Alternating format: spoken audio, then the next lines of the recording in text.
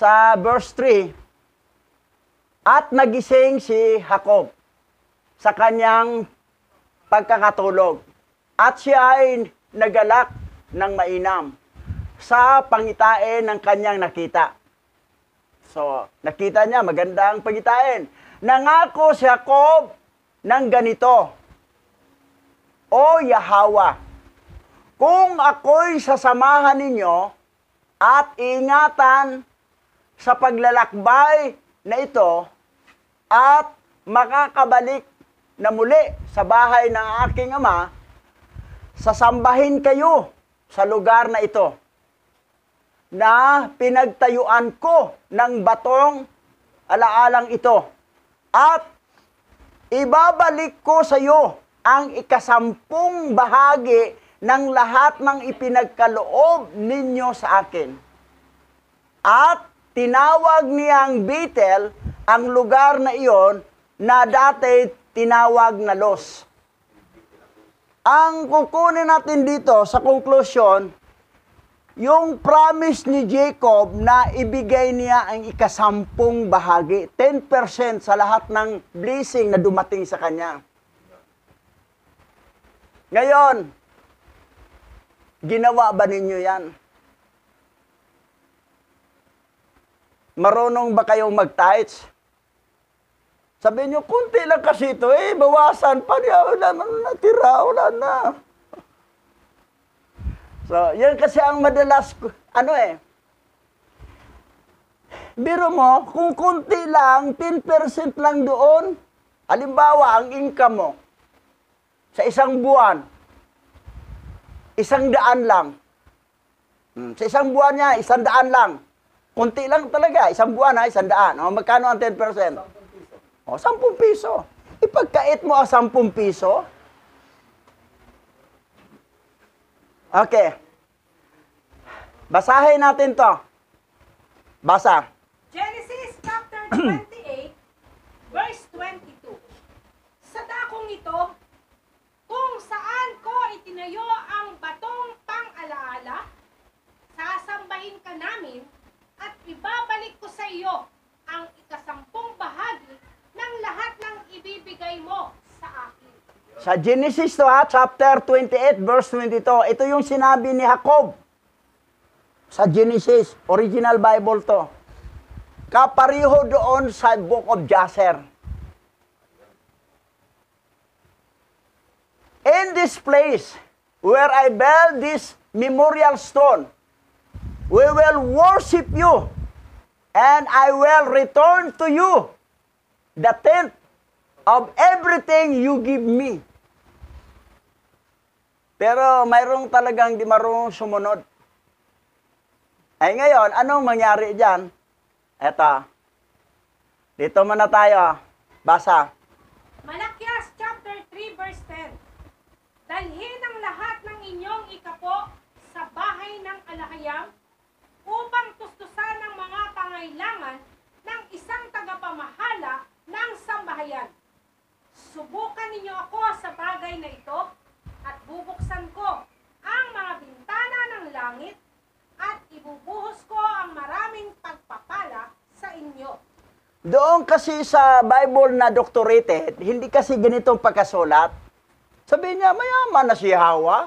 Magbigay pa ko para sa kanya. Di, kulang pa nga sa amin. Pero dito, giklaro saan mapunta.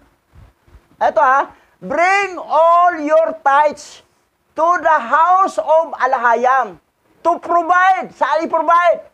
For the needs of the household manager.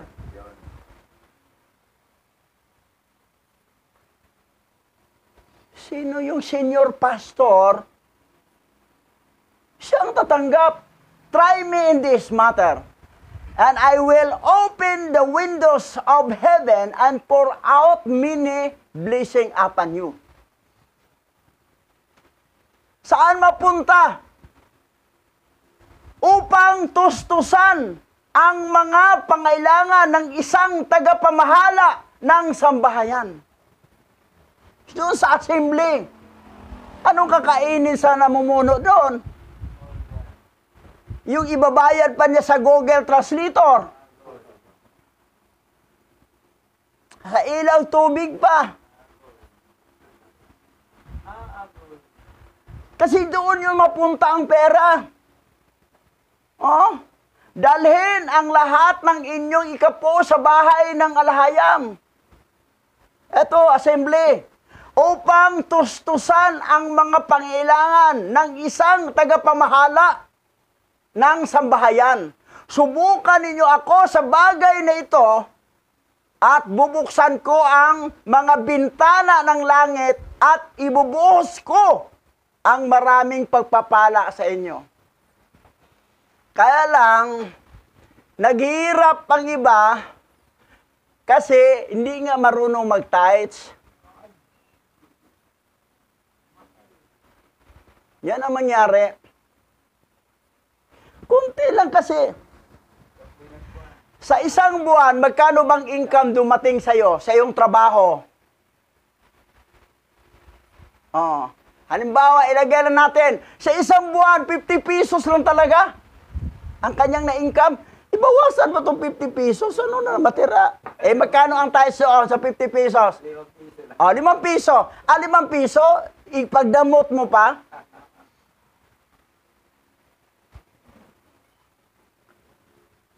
Yan, tuloy tayo.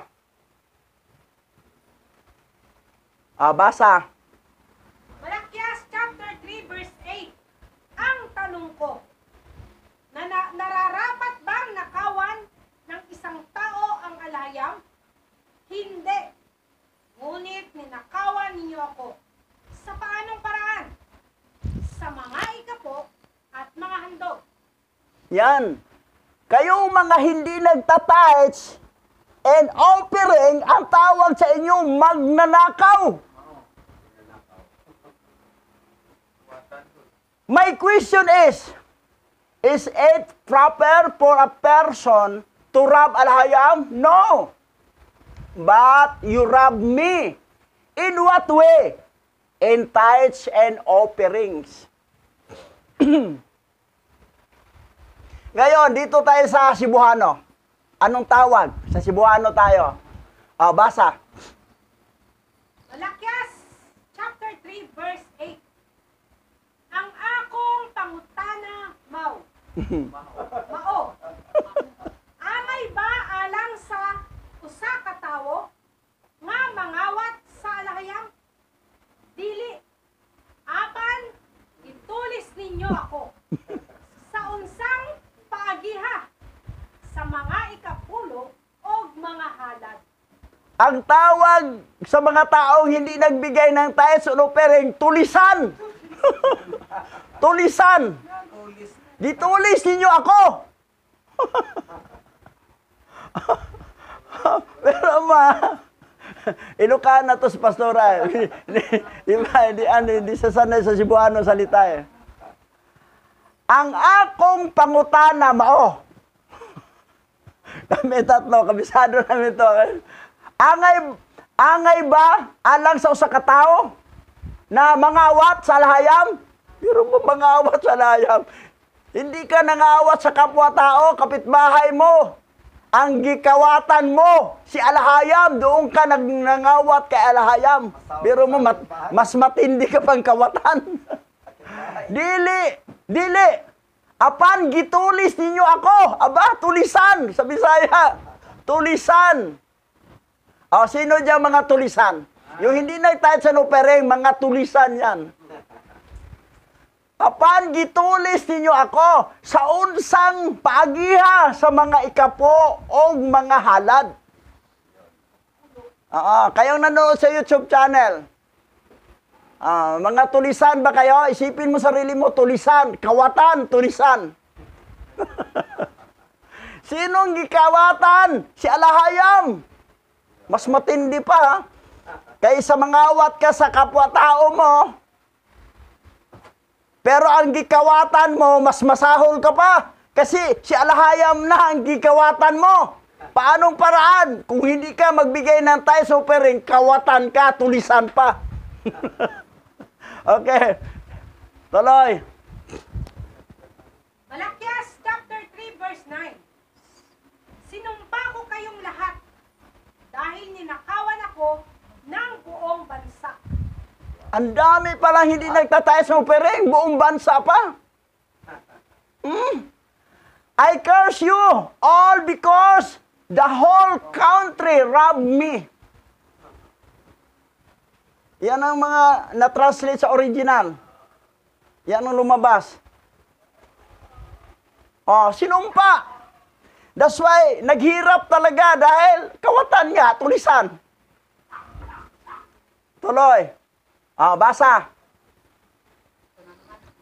Malakyas chapter 3 verse 9. Gitunglo ko among tanan. Tungod kay gitulis ako sa tibuok na sud. Gitong luko kamong tanan, tungod kay gitulis ako sa tibuok nasod. Under sa tunglo, sa sumpa, sa curse. Kasi tulisan buong nasod pa. Ngayon, ito, basa. Kawikaan chapter 11 verse 24. Ang isang mapagbigay na tao ay nagiging mayaman. Ngunit ang isang kuripot na kamay ay naghihirap. Yan.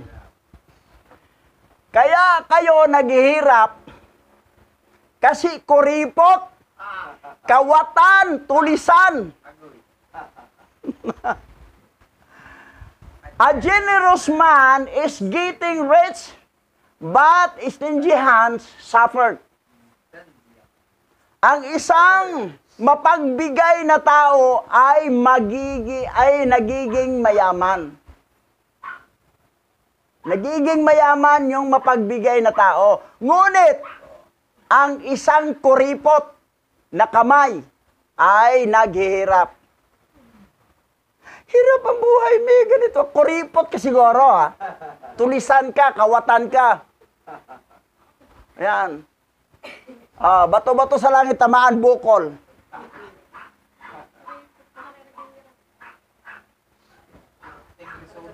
Pero yung pastora natin sa Japan, nagpadala.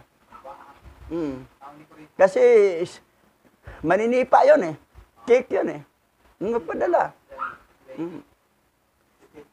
Yung bumalik siya si Pastor Jerry Mayagma. Nagpadala din. Pero mayroon pang hindi nagpadala. Huwag na lang bagitin kasi masaktan yon. Kasi ang tawag sa tulisan, kawatan.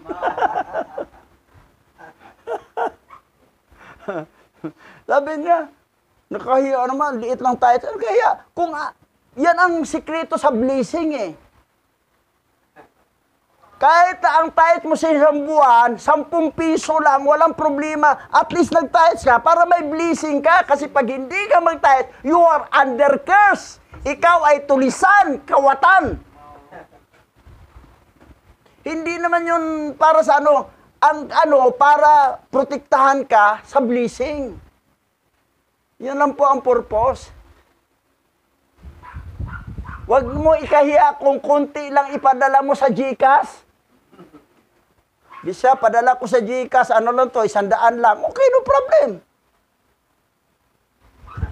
Bisa, padala ko sa GCash, 50 pesos to, no problem. Pero kung hindi mo ibigay ang tithes mo, ang tawag sa iyo sa Bisaya, tulisan, kawatan. Sa Tagalog, magnanakaw. You are under curse.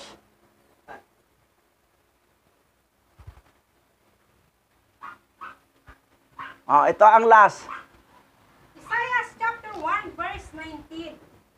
Kung susundin ninyo ang aking sinabi, masisiyahan kayo sa ani ng inyong lupain. Yan. Yan ang promise ni Yahweh.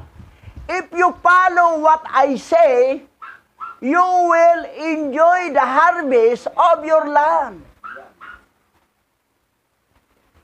You will enjoy the harvest of your land or your salary, your income, your business, your enjoy. Kasi hindi ka sa ilalim ng sumpa.